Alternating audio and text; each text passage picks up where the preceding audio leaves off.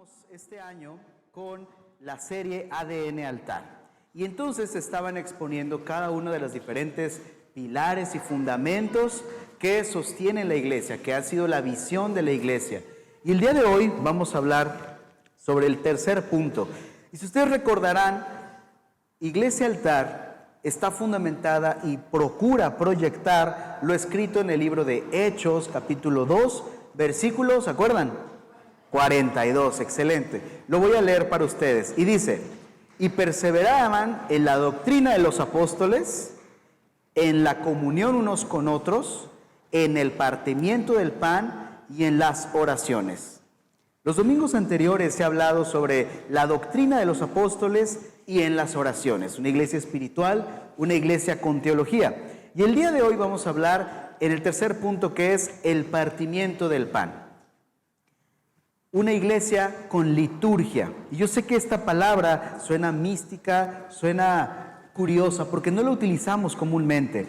Y vamos a tratar de develar qué significa ser una iglesia con liturgia. ¿Qué aspiramos a entender al ser una iglesia con liturgia? Y como ustedes sabrán, nosotros, el partimiento del pan se llamó por muchos tiempos sacramento. Y nosotros hoy en día le llamamos ordenanza. ¿Quién fue quien nos dio esa ordenanza? Quien dijo, haced esto todas las veces que se reúnan en memoria de mí. Fue el mismo Señor Jesús que dijo, cuando se reúnan a hacer esto, partan el pan, compartan la copa, recuerden el pacto que yo hice con ustedes. Es una acción que el Señor nos dice, recuerden esto, hagan esto, una acción que va a tener un significado para nosotros. Ahora, el pueblo judío, como bien sabemos o tenemos una idea, una de las maneras, uno de los recursos que utilizaba o que utiliza para mantener su identidad, para recordar, son procesos litúrgicos, son acciones litúrgicas. Y tiene tres fiestas principales: la Pascua o el Pesaj, el Shavuot o la fiesta de las semanas, Sukkot y la fiesta de tabernáculos. Ahora, no voy a hablarles de las festividades judías, pero sí voy a mencionar que estas acciones, estos momentos eran especiales porque eran una acción que recordaba y que tenía un significado, que tiene un significado para el pueblo. La liturgia entonces va a ser esas acciones que hacemos que van a tener un significado para nosotros como iglesia. Si nosotros echamos un vistazo a la historia, amados hermanos, podemos reconocer que cada una de las diferentes culturas del mundo a lo largo de la historia, la que ustedes quieran, cada cultura ha diseñado una forma de entender lo inexplicable, una forma de asignarle un nombre al autor de esas cosas que son inexplicables. Si nosotros miramos a las culturas primitivas, vamos a ver que adoraban al dios sol, que adoraban al dios del río, que buscaban darle una personalidad a esos fenómenos inexplicables. Cada religión, cada creencia ha diseñado estrategias para reunirse con Dios. ¿Están de acuerdo conmigo? Cada religión, cada cultura ha diseñado una forma para conectarse con Dios. De ahí la palabra religión, que quiere decir religar. El intento del hombre por religarse con Dios mediante acciones, planes, programas, actividades, acciones. La religión va a ser el intento del hombre por reconectarse con Dios. Dicho de una manera más sencilla, la liturgia entonces es el conjunto de actividades que la iglesia lleva a cabo cuando se reúne para el culto en el día del Señor. Eso quiere decir, amados hermanos, que todas las congregaciones, que todas las iglesias tienen una liturgia. Altar tiene una liturgia. Pero, ¿por qué es un punto importante para nosotros? Nos hemos preguntado, la manera en la que hacemos las cosas, la razón por la que cantamos, por la que se recogen ofrendas, por la que oramos por necesidades, ¿de dónde están sustentadas? ¿Acaso Dios nos ha dado una forma de hacer un programa? ¿Acaso Dios nos ha dado algunas pistas de cómo desarrollar una liturgia? La realidad es que lo que nosotros vamos a desarrollar en nuestras congregaciones, aquellas acciones que van a tener un significado profundo para nosotros en nuestra práctica eclesial, sí nos ha dejado el Señor vestigios, sí nos ha dejado el Señor pistas. Porque en la Biblia no vamos a encontrar, la alabanza tiene que ser con la luz apagada o con la luz prendida, ¿verdad? En la Biblia no vamos a encontrar, debe de estar a tantos decibeles el volumen, o 3 canciones rápidas y 2 lentas. Jamás vamos a encontrar eso en la Biblia. Pero lo que sí vamos a encontrar es, por ejemplo, lo mencionado en el el libro de Éxodo, capítulo 20, versículo del 3 al 5. Éxodo 20, del 3 al 5. Uno de los primeros vestigios de cómo hacer una liturgia, de cómo hacer un orden, de qué tomar en cuenta cuando estamos en la iglesia. Y dice, no tendrás otros dioses delante de mí. Eso dice el Señor. No te harás ningún ídolo, ni semejanza alguna de lo que está arriba en el cielo, ni abajo en la tierra, ni en las aguas debajo de la tierra. Segunda parte, no los adorarás ni los servirás, porque yo, el Señor tu Dios, soy Dios celoso. Vamos a dejarlo hasta allí. Primer punto, no vas a adorar a nadie más. El centro, el objetivo, y lo cantábamos ahorita, es Dios. Ese es el principio más importante de toda liturgia. Ese es el principio más relevante de todo lo que vamos a hacer en la iglesia. Y no solamente en la iglesia, pero ya voy para allá. El principio más importante es, no adorarás, no tendrás otros dioses delante de mí, solo Dios. Él es el fundamento, Él es lo principal de todo lo que hacemos, de todo lo que planeamos, de todo lo que anhelamos, inclusive de la visión de la iglesia. Es Dios el fundamento, es Dios lo principal. Como dice Levítico capítulo 10, versículo 3, como santo seré tratado por los que se acercan a mí, y en presencia de todo el pueblo seré honrado. Nuevamente el Señor diciendo, yo soy el centro. Yo soy el centro, el fundamento. Si algo se hace no considerando al Señor el centro, entonces es algo que necesita ajustarse. Todo lo que hacemos se trata de Él. Juan, capítulo 4, versículo 23. Parafraseando un poco, los verdaderos adoradores adorarán al Padre en espíritu y en amén. Entonces la liturgia y la adoración están ligadas. La liturgia y la adoración están ligadas. En otras palabras, nuestro Dios debe ser adorado porque es Dios. Y no de cualquier forma, sino como Él nos lo ha dicho. Porque nosotros, el hombre, ha imaginado tantas formas de religarse con Dios. Simplemente demos un vistazo a la historia de la humanidad. ¿Cuántos intentos de reconectarse con Dios que el hombre ha desarrollado? En alguna época algunos hacían sacrificios humanos, sacrificios de animales, ofrendas, cantos. ¿Cuántos intentos de religarse con Dios? Cuando es Él quien ha extendido su mano. Cuando es Él quien tomó ese primer paso. Cuando es Él quien ha ido a nuestro encuentro. Nos deja ver, amados hermanos, que entonces los intentos que podamos diseñar, si no se trata de reconocer que Él lo ha hecho primero, entonces no estamos viendo con claridad. Todo lo que hacemos en la iglesia se convierte en relevante entonces para nuestra vida cuando también pretende ser pedagógico para deleitarnos en Dios y para conocerle más. Y esto nos debe llevar a esta realidad. Nosotros como iglesia no tenemos la capacidad o el poder de hacer, no somos responsables de que la presencia de Dios baje. No podemos forzar a Dios a eso, Él es Dios. No son las canciones, amados hermanos. Y aunque amo este grupo de alabanza, no es el grupo de alabanza. No es el pastor tampoco. Y esto me interesa mucho que podamos empezar a levantar nuestras antenas, a extenderlas más allá. Siempre se trata de la soberanía, el amor y la fidelidad de Dios para con sus hijos. Se trata de Él. Él por su amor viene. Él por su amor está contigo. Él por su amor te ha salvado. Él por su misericordia y su fidelidad. No se trata de hacer responsables a los demás, a la iglesia, de lo que nosotros en lo individual debemos cuidar. El orden de la reunión nos concede deleitarnos como hijos de Dios, unirnos en una misma intención, ¿verdad? Estar unánimes, juntos, en un mismo sentir. Pero la presencia de Dios debe morar en nosotros desde antes de llegar aquí. Y debe seguirnos a nuestras casas. Amén. Nosotros debemos morar en la presencia del Señor en todo tiempo. En todo tiempo, en todo lugar. Déjenme decirlo de otra manera. No venimos a la iglesia a cargar nuestras pilas espirituales. Esa no es la razón de este lugar.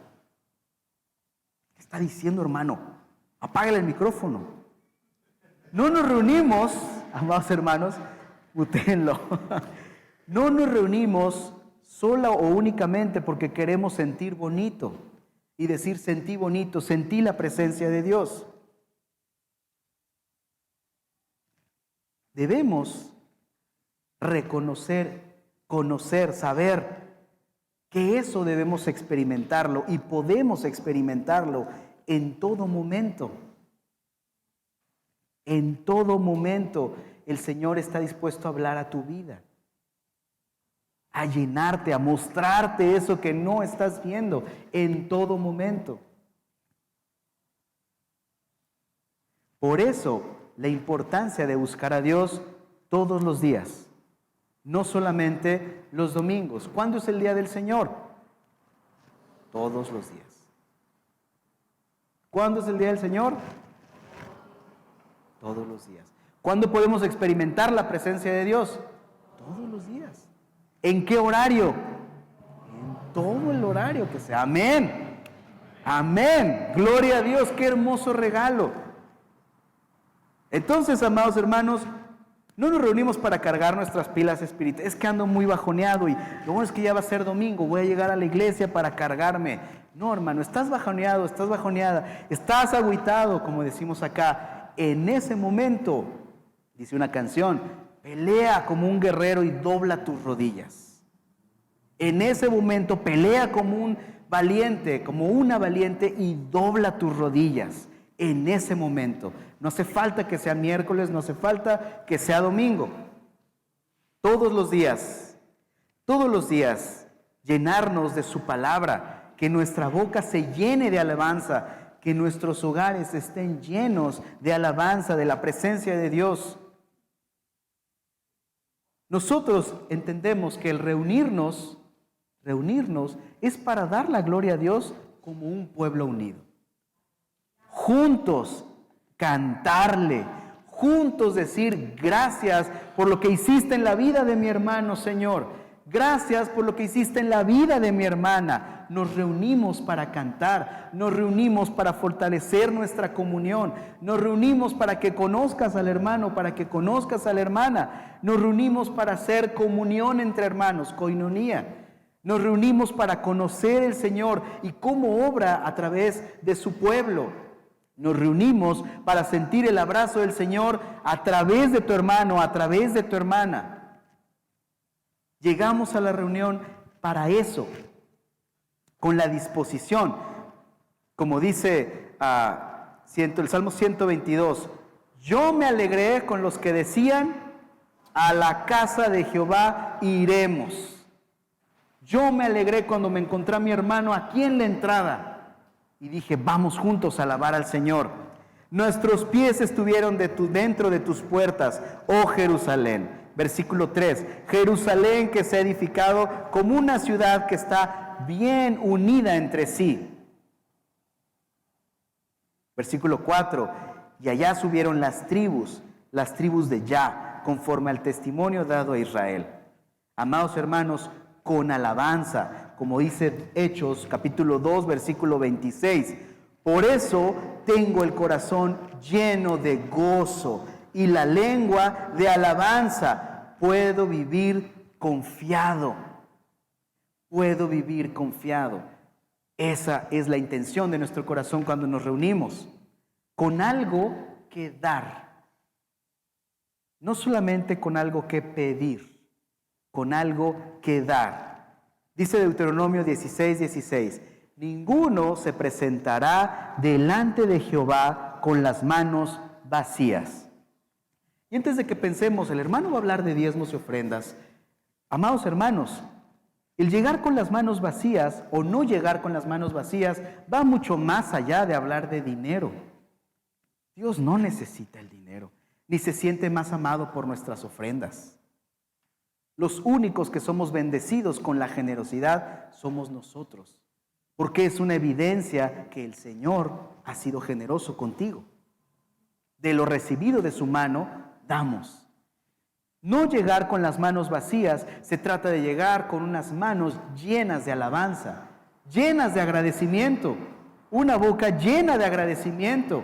Señor, gracias por esta semana, gracias porque fue como una montaña rusa, Señor, pero en todo momento pude verte, en todo momento, y aún cuando me sentía con temor, y aún cuando tenía frío, y aún cuando me sentía solo, pude verte, pude recordar que tú estás conmigo. Eso es llegar a la casa del Señor con las manos llenas. Señor, gracias, te alabo, te exalto. Señor, tú eres grande. Con nuestra boca, amados hermanos, con fruto de labios, no nada más en nuestra mente. Yo me gozo cuando veo a la congregación, cuando escucho a la congregación cantar, amados hermanos. Y si yo me alegro, no me imagino el Señor de escuchar a sus hijos. Y yo lo he dicho otras veces, no importa que cantemos en tonos que no existen, no importa que cantemos en 4 tonos diferentes. El Señor no se va a enojar por eso. El Señor no va a cerrar su oído. Ay, Dios mío, no, eso no lo voy a escuchar. Mejor no, mejor declama, hijo, mejor declama. Amados hermanos, llenemos nuestra boca de alabanza. Cantemos como un pueblo unido. Cantemos como una congregación. Hay júbilo y danza. Señor, eres increíble. Tu nombre es Cristo. Tú eres santo por siempre. 3 veces santo, decía el pastor Fabián. No existen las hipérboles, creo que se llaman cuando decimos grandísimo, santísimo. Entonces una forma de decirle era 3 veces santo. Santo, santo, santo, el más completo, el santo más santo que puede existir. A ese Dios le cantamos, amados hermanos. ¿Amén? Amén. Y merece ser alabado, amén. Amén, porque Él es bueno. Amados hermanos, hablando del no llegar con las manos vacías, la generosidad, que se nos invita a ser formados en la palabra, no se limita a algo tan insignificante como el dinero. Sí es importante, pero no es lo más importante. La generosidad a la que se nos invita a ser formados es a presentarnos a nosotros mismos como sacrificios vivos. Nosotros mismos darnos. ¿Qué hay más grande que puedas dar siendo generoso que tu vida misma en alabanza? ¿Qué hay más grande? No hay nada más grande. ¿Cómo ser generoso? No solamente con tus finanzas. Si el Señor te ha concedido, qué bueno, gloria a Dios, con tus manos, con tus palabras de bendición para tus hermanos, con tus mensajes, con tu intención de compartir con otros. La generosidad va más allá de solamente las finanzas, amados hermanos. La generosidad es una disciplina que es necesario practicar, decía la Madre Teresa de Calcuta, la estoy citando, ¿no? Da hasta que duela y luego sigue dando hasta que deje de doler.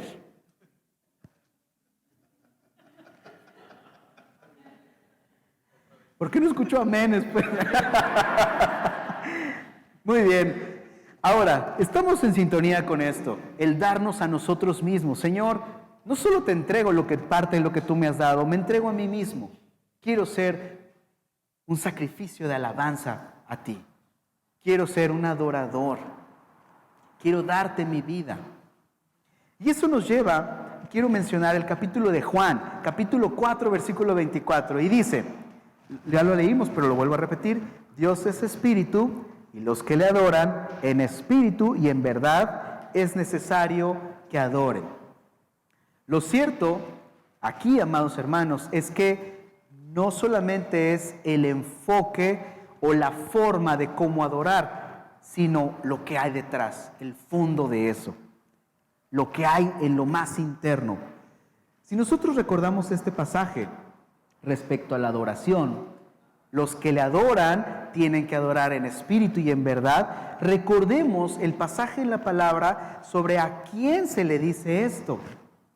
Esto es increíble, porque nosotros recordamos este pasaje o lo hemos escuchado por ahí, pero a quien se lo dijo el Señor, una enseñanza de este calibre, Jesús se la dio a una persona. Estaba Él con ella, y esta persona no era un hombre, ¿se acuerdan? Era una mujer.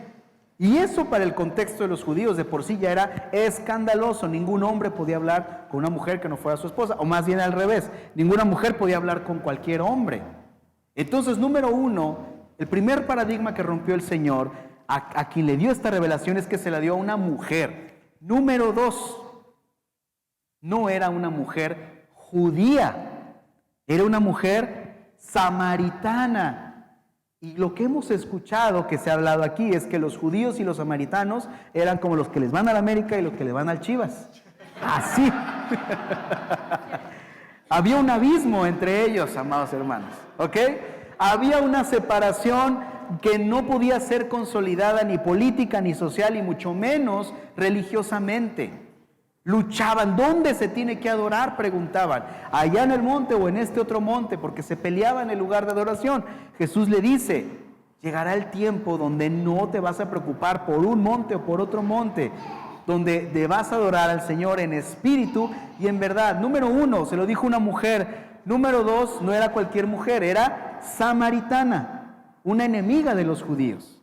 Y número tres, era una mujer santa y piadosa. No, era una mujer adúltera, pecadora. Esta revelación, amados hermanos, nos debe poner en perspectiva respecto a la invitación que el Señor nos hace esta mañana, este domingo 21 de enero del 2024, a Comunidad Altar, los que le adoran en espíritu y en verdad. Si no tenemos estas características de ser adúlteros, samaritanos, o mujer en un sentido donde la cultura nos impedía hablar, entonces esta palabra es para nosotros. Si el Señor se la dio a ella, que podría ver significar lo más alejado en a quien revelarse una verdad de este calibre, entonces esa palabra es para nosotros. Romanos 12, 1 y 2, presentéis vuestros cuerpos en sacrificio vivo. El Señor no habita en templos hechos por manos humanas. Y no debemos pensar que la divinidad sea semejante a oro o plata o piedra, escultura de arte y de imaginación de hombres. El Señor está mucho más allá. Y adorarle en espíritu y en verdad nos debe llevar a buscar, ¿y por qué adorar a Dios? ¿Qué cualidades tiene como para que merezca ser adorado? Ok, acepto que ha salvado mi vida, me ha rescatado, sacó del hoyo.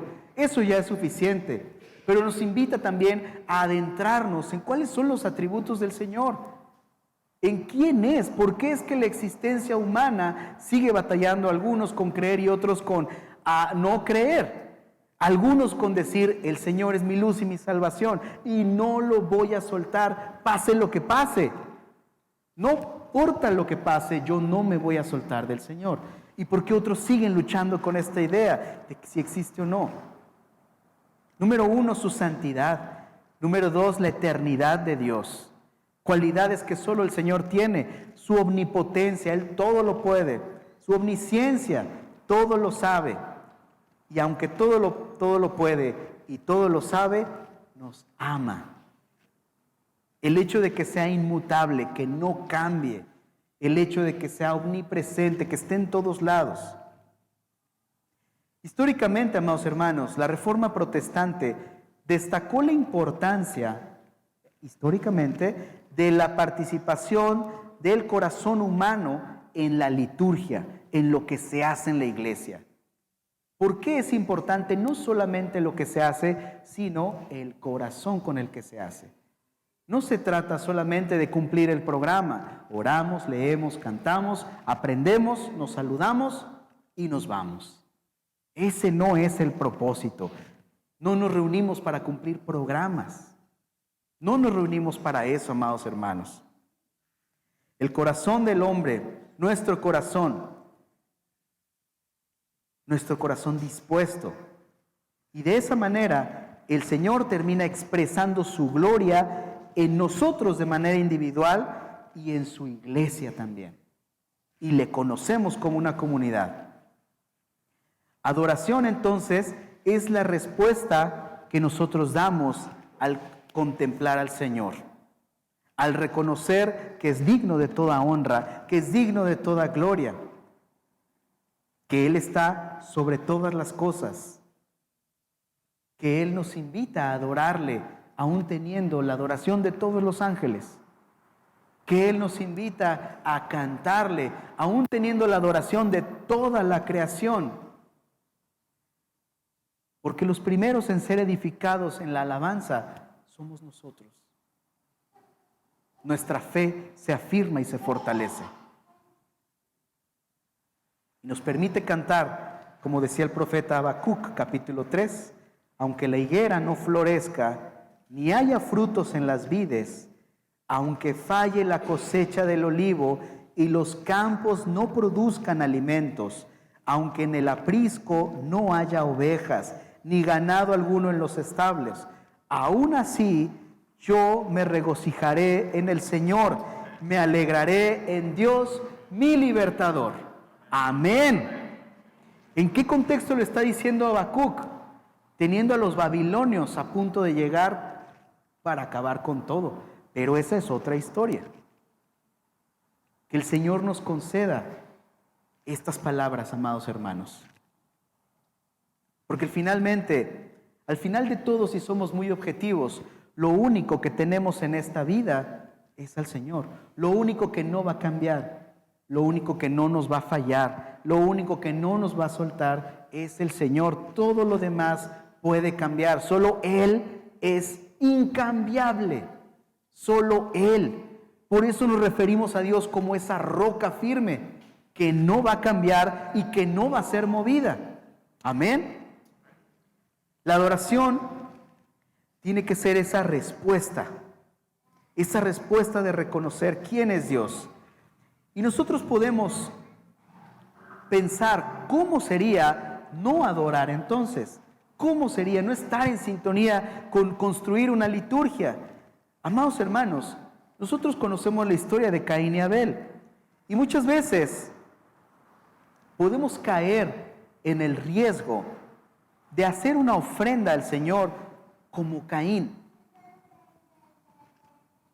¿Cómo fue la ofrenda de Caín? Queremos dar algo para cumplir con la ofrenda, para cumplir con la adoración. Algo que sea suficiente para que se pueda quemar y suba algo, y suba humo, suba esta ofrenda delante del Señor. Algo suficiente para cumplir, para aparentar que hay una adoración. Esa es la adoración de Caín. Y conocemos la historia, la diferencia de la ofrenda de Abel, dedicada, con compromiso, con interés, con profundidad. Señor, te doy lo mejor que tengo. Aparto y dedico este momento porque tú vales la pena. Esta es la ofrenda que yo te doy a ti. Amados hermanos, ¿cómo va a ser nuestra ofrenda? ¿Cómo nos vamos a presentar delante del Señor? ¿Con una ofrenda como la de Caín o como una ofrenda como la de Abel? Y ojo, no estoy hablando de dinero. Estamos en sintonía, ¿verdad? Estoy hablando del corazón. El corazón es la gran diferencia. ¿Qué le damos al Señor? El tiempo que nos sobra. ¿Qué le damos al Señor? De lo que nos sobra, o apartamos lo mejor para Él. Nuestros años, nuestras fuerzas, nuestra inteligencia, nuestro amor, nuestros dones, nuestros talentos, nuestra familia. ¿Qué le damos al Señor? Tenemos este pasaje de la viuda pobre, ¿verdad? Que está a punto de dar su ofrenda y da una moneda y dice, Señor, ella dio más que todos. ¿Por qué? Porque dio todo lo que tenía, dio todo lo que era. Todos los demás que llenaban el cofre de ofrendas dieron de lo que les sobraba. Dieron de lo que les sobraba, de lo que les quedaba. Había tal abundancia que, pues voy a dar esto para la iglesia. Y aquella mujer dijo, voy a dar lo único que tengo. Voy a dar todo. El Señor nos quiere completos. No quiere nuestras obras. Es más, yo me atrevería a decir, no merece nuestras obras. Si Él es Dios, si nos ha salvado, no merece que le demos de lo que nos sobra. Menos cuando nos ha mostrado su amor y su fidelidad. Menos cuando ha sido nuestra fortaleza. Menos cuando hemos visto que de repente enfrentamos un conflicto el cual no vemos salida, un consuelo el cual no encontramos, y al paso de un tiempo el Señor se manifiesta y llena nuestra boca de gozo, de alabanzas. Amados hermanos, para meditar en cómo entender nuestra liturgia y cómo entendernos como adoradores, pensemos en 4 puntos. Mi corazón. ¿Qué es lo que amo? Piénselo, no me responda, no le voy a preguntar. Mi mente, ¿qué es lo que creo, que quiero creer? Mis manos, ¿qué es lo que practico? Mi vida, ¿qué es lo que modelo? Mi corazón, ¿qué es lo que amo? Mi mente, ¿qué es lo que creo? Mis manos, ¿qué es lo que practico? Mi vida, ¿qué es lo que modelo? Si se dan cuenta, todo lo que somos. Este entendimiento afecta nuestra vida vertical y horizontalmente. Estando en sintonía con el Señor, buscando su presencia, viviendo en comunión con Él, nuestro carácter, nuestra vida va a ser transformada. Y aunque no lo queramos, que yo pienso que lo queremos, va a afectar a nuestro prójimo también. Estar en sintonía con el Señor nos va a permitir estar en paz con nuestro prójimo. Y antes de orar, Señor, ya cambia a este hombre, a esta mujer. Señor, ¿qué debo cambiar yo? Señor, revela mi corazón. ¿En qué necesito cambiar? ¿Cómo hago para ser de bendición en mi casa? ¿Qué necesitas trabajar conmigo para ser de bendición en mi casa? Para ser ese varón o esa mujer que va a edificar su casa, que va a ser luz en el trabajo, en la escuela, donde sea. Ese motor de adoración, amados hermanos, se va a manifestar sí o sí en el servicio, en entrega. Adorar al Señor y conocerle nos va a inquietar en meter las manos, nos va a inquietar en hacer algo más. En un corazón noble, dispuesto a dar su vida por su hermano, porque ha entendido ese corazón que se ha encontrado con el Señor, el amor del Padre. Y si el Padre entregó a su Hijo, nosotros podemos entregar nuestra vida. Entonces, mis amados hermanos, recordemos esta verdad. ¿Saben cuál es el altar de adoración más importante, amados hermanos? ¿Cuál es el lugar y el altar de adoración más importante? Nuestra vida. Ese es el altar de adoración más importante, nuestra vida. Aquí es donde se deposita la ofrenda que vamos a dar al Señor. Aquí es donde se guarda la actitud. Aquí es donde se guarda el corazón. Aquí es donde podemos abrir nuestro corazón delante del Señor. Decir, Señor, tú me conoces y me amas no solo tal como soy, sino me amas a pesar de cómo soy. Me amas a pesar de cómo soy, Señor. Mi vida quiero que sea ese altar para ti. Mi vida quiero que sea esa ofrenda para ti. Y entonces así se construye la liturgia, amados hermanos. Somos una iglesia con liturgia, porque en una manera práctica consideramos cuáles son los elementos que nos van a llevar a esta verdad. Pero somos una iglesia con liturgia porque anhelamos que cada uno de nosotros sea un altar de adoración para el Señor. Amén.